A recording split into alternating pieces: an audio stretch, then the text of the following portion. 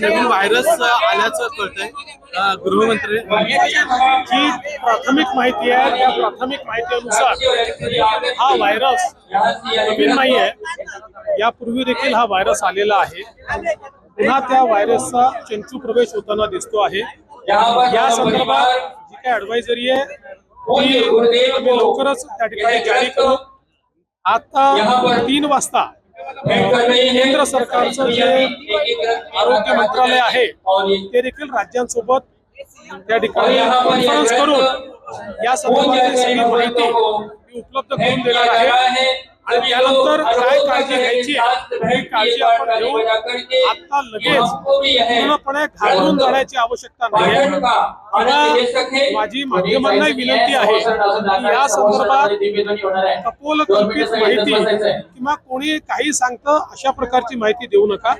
जी अधिकृत माहिती येईल ती अधिकृत माहितीच माध्यमांनी पोहोचवली पाहिजे। ती जास्तीत जास्त अधिकृत माहिती आपल्यापर्यंत लवकरात लवकर पोहोचेल अशा प्रकारचा आमचा प्रयत्न आहे।